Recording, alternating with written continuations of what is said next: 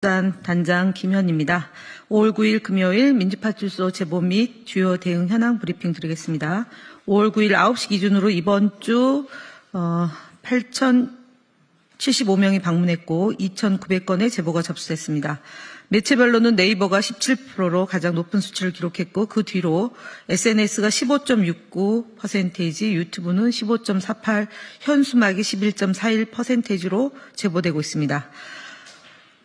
오늘의 주요 제보 내용 말씀드리겠습니다. 이재명 후보가 당선되면 피해 숙청이 있을 것이다 라는 허위 사실이 유포되고 있습니다.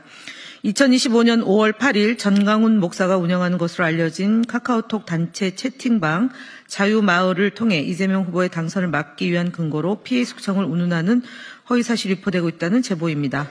해당 게시글 작성자는 조선일보가 입수한 문건이라는 표현으로 사람들의 관심을 유도한 뒤 이재명이 당선되면 30일 만에 피해 숙청이 시작된다는 내용의 주장을 담은 글을 게시했습니다. 이재명을 막지 않으면 당신의 SNS, 투표, 가족 등이 숙청 대상이 될 수 있다라는 허위 사실을 사실인 양 기정사실화하며 국민들에게 불안과 유화감을 조성하고 있습니다. 이번 주 주요 제보 내용을 보고드리겠습니다. 첫 번째, 이재명 후보에 대한 살해 예고 및 죽음 희망 등의 게시글이 이번 주 내에 계속되고 있습니다. 두 번째로는 전단지 배포 등을 통해 선관위가 부정선거 등을 주장하고 있다는 제보 내용입니다. 가짜뉴스 대응단 주요 현황을 말씀드리겠습니다. 선거방송심의위원회의 일방적인 각하 결정에 깊은 유감을 표합니다. 5월 1일 2025년 상반기 재보궐선거 제2차 선거방송심의위원회 회의에서 더불어민주당이 패널 구성 불균형에 대해서 공정성이 침해되었다는 심의신청 104건을 포함해서 총 160건에 대해 위원회는 선거방송심의 대상이 아니다라고 각하 결정을 내렸습니다. 각하란 본안 심의에 들어가기도 전에 이유 없음으로 판단해 기각하는 절차입니다. 4월 2일 재보궐선거가 전국적으로 실시되었고 불법 비상계엄 논란 속에 조기 대선 가능성까지 거론되던 상황입니다. 그럼에도 불구하고 선거와 무관하다는 내용의 판단은 납득하기 어렵습니다. 설령 위원회의 판단을 전적으로 신뢰한다고 가정하더라도 선거방송 심의 대상이 아니라면 일반 방송 심의로 이관 여부를 충분히 검토해야 되는데 그렇지도 못했습니다. 더욱 우려스러운 것은 심사위원 중에 한 사람이 해당 안건들이 특정 단체, 특정인에 의해 제기된 것이 아니냐는 질문을 했다는 점입니다. 민원인의 성향을 파악하려는 시도로 비춰질 수 있으며 심의 과정에서 민원인의 신원이 노출되어서는 안 된다는 원칙을 심각하게 훼손한 것입니다.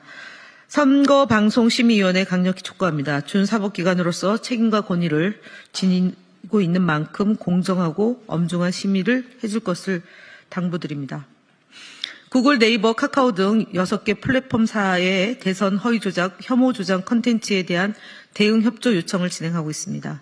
구글, 네이버, 카카오, 메타, 틱톡, X 등 6곳의 플랫폼은 한국 사회에 큰 영향을 미치고 있는 플랫폼입니다. 하지만 각 플랫폼의 일부 계정을 통해 21대 대선과 관련하여 허위 왜곡 콘텐츠가 지속적으로 유통되고 있습니다.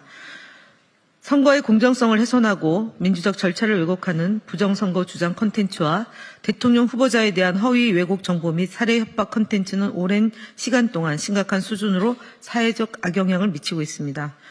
저희 가짜뉴스 대응단은 6개 플랫폼사의 허위 조작 정보, 부정선거, 살해 협박 게시물의 신속 삭제 및 계정 제재, 유사 살해 방지를 위한 모니터링 강화 및 알고리즘 개선, 신속 대응을 위한 실시간 협력 체계 및 소통 창구 마련 등 적극적이고 단호한 조치를 요구한 바 있습니다. 5월 8일 언론중재위 심리 결과를 보고드리겠습니다. 4월 5일 매일신문에 현재 민주당에도 책임 물어 의회 민주주의 복원해야 보도와 관련하여 헌법재판소의 파면 결정이 민주당에게도 책임이 아니라 전적으로 윤석열 정권의 불법 비상계엄 때문이라는 민주당 측의 입장을 반론 보도 게재하는 데 합의했습니다. 또한 4월 13일자 민주 당내 반발에도 이 유리한 당원 50% 경선 룰 확정, 비명 행사 우려 나와 보도는 사실과 다른 수치를 이용하여 독자를 오도했으며 해당 수치를 바로잡는 정정 보도에 합의했습니다.